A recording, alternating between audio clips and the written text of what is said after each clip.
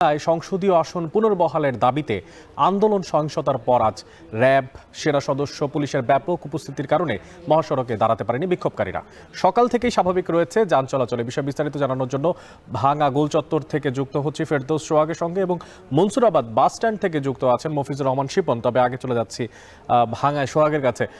সোহাগ, আইন শৃঙ্খলা বাহিনীর তৎপরতা এই মুহূর্তে কেমন দেখতে পাচ্ছেন এবং প্রশাসনের সাথে বিক্ষোভকারীদের আলোচনা এখন পর্যন্ত সম্পূর্ণ হয়েছে কিনা?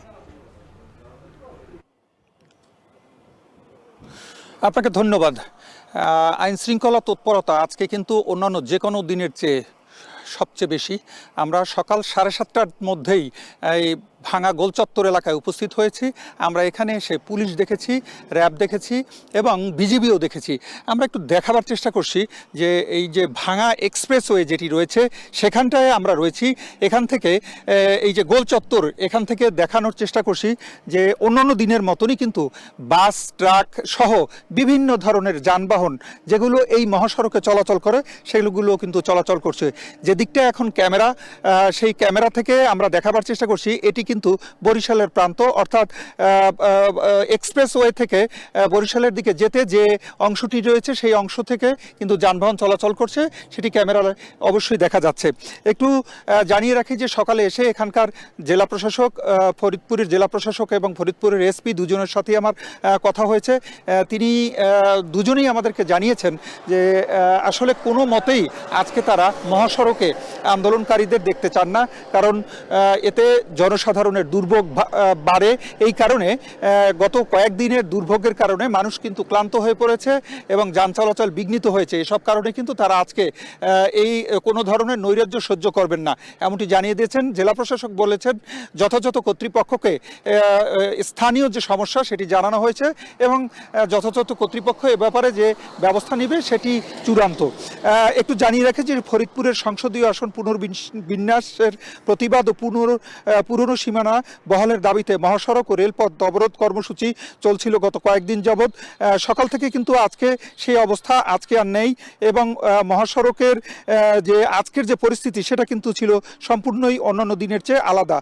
4 সেপ্টেম্বর গেজেটের মাধ্যমে 300 আসনের সীমানা নির্ধারণের চূড়ান্ত তালিকা প্রকাশ করে নির্বাচন কমিশন। ভাঙা উপজেলা আলগী ও হামিরদি ইউনিয়নকে ফরিদপুর 4 আসন থেকে কেটে ফরিদপুর 2 আসনের সঙ্গে যুক্ত করা হয়েছিল এবং এই কারণেই কিন্তু এই আন্দোলন এবং এই আন্দোলনের কারণ কিন্তু গত কয়েকদিন যাবৎ ফরিদপুরবাসী সহ পুরো দক্ষিণ পশ্চিমাঞ্চলের 21 জেলার মানুষ কিন্তু ভীষণ ঝামেলায় পড়েছিল এবং তারা দুর্ভোগে পড়ে।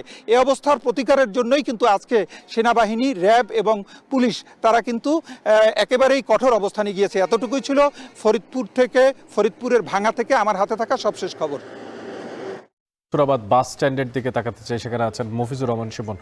শিপন, আমি দেখতে পাচ্ছি যে আপনার ঠিক পাশ দিয়ে বাস যাচ্ছে, দূরপাল্লার গাড়ি যাচ্ছে। একটু জানতে চাই যে আসলে দূরপাল্লার গাড়ি ছেড়ে যাচ্ছে কিনা ঢাকার উদ্দেশ্যে, এবং অন্যান্য যে সমস্ত গাড়ি আছে, যান চলাচল যেগুলো করছে স্থানীয়, সেই সমস্ত অবস্থাই বা কি, সেই অবস্থাটাই বা কি?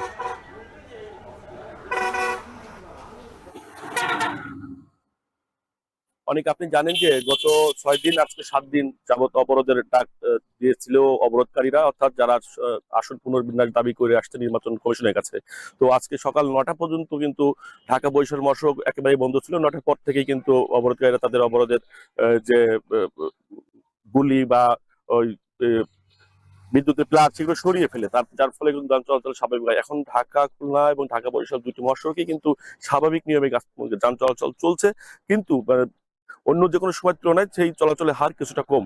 আপনি নিশ্চয়ই জানেন যে আইন শৃঙ্খলা বড় টিম কিন্তু ঢাকা খুলনা ঢাকা বরিশাল মহাসড়ক দিয়ে মুভমেন্ট করছে এবং তারা বড় বহর নিয়ে যাতায়াত করছে। সেখানে সেনাবাহিনী থেকে শুরু করে বিজিবি, পুলিশ, র্যাব সহ অন্যান্য সংস্থার লোকও সেখানে রয়েছে। নির্বাহী ম্যাজিস্ট্রেটও সেই সব বহরে রয়েছে, আমরা দেখেছি। আপনাকে বলে রাখতে চাই যে অবরোধকারীদের বক্তব্য হচ্ছে যে আমাদের দাবিটা মানলেই কিন্তু আমরা ঘরে ফিরে যাই, আমরা আমাদের কাজে ফিরে যাব। তাদের বক্তব্য হচ্ছে এই মুহূর্তে যে চেয়ারম্যানকে আটক করা হয়েছে এবং যে মামলা দেওয়া হয়েছে সেই মামলাগুলো তুলে দিবে এবং আমাদের চেয়ারম্যানকে আমাদের কাছে ফিরে দেবে, এবং আমাদের যে দাবিটা সংসদীয় আসন 4 থেকে যে দুটি ইউনিয়ন সরিয়ে নেওয়া হয়েছিল সেটা কি পুনর্বহাল করবে। তবে আপনাকে বলি যে জেলা প্রশাসক বলছে যে গতকালকে রাতে তারা কিন্তু নির্বাচন কমিশনের চিঠি পাঠিয়েছে সর্বশেষ অবস্থা ফরিদপুরে কি সেটা লিখে। অর্থাৎ তিনিও কিন্তু একরকম বলেছেন যে তার চিঠিতে উল্লেখ করেছেন যে পুনর্বহালটাই হওয়াটা জরুরি এই অঞ্চলের জন্য, এমনটি জানিয়েছেন। অনেক এটা ছিল ফরিদপুরের সর্বশেষ খবর অবরোধের। ফরিদপুরের ভাঙ্গা সংসদীয় আসন পুনর্বহালের দাবিতে আন্দোলন সহিংসতার পর এবার মহাসড়ক থেকে সরে দাঁড়িয়েছে বিক্ষোভকারীরা। সে বিষয়ে সবশেষ